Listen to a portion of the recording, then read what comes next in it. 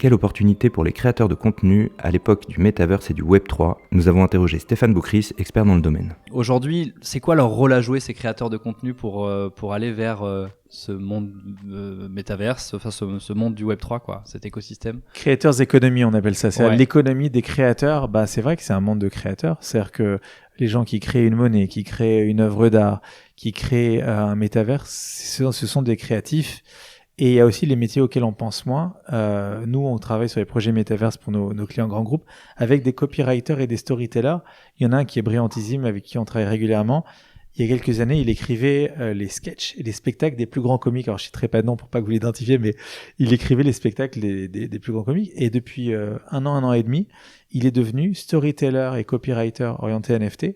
Et donc, il crée les histoires. Parce que ce sont des histoires, quand vous achetez des singes, par exemple un Bored Ape ou un CryptoPunk, c'est pas juste une toile. Vous achetez un scénario, vous achetez une aventure, vous achetez une histoire, et cette histoire doit être scénarisée. Et donc, il y a un scénariste, comme dans un film, qui dit exactement comment va se passer l'aventure. Si tu achètes ce gorille, et ce gorille va se passer ça, etc. Et donc, c'est vachement intéressant, et les métiers créatifs ont de plus en plus leur place.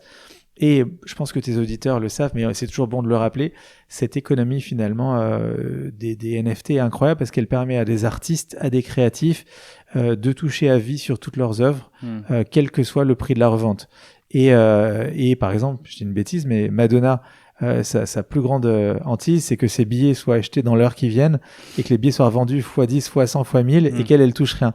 Maintenant, avec cette nouvelle économie NFT, Madonna touchera ses producteurs 15, 20, 30% des royalties parce que c'est inscrit dans le smart contract. Donc, ça profite aux créateurs, aux créatifs qui bossent derrière, quoi. Ça, c'est hyper intéressant, en effet. Le second marché des NFT, la revente derrière. Et la roadmap d'un NFT, t'as bien fait de préciser que c'est pas juste un JPEG où il y a plein de choses, plein d'applications.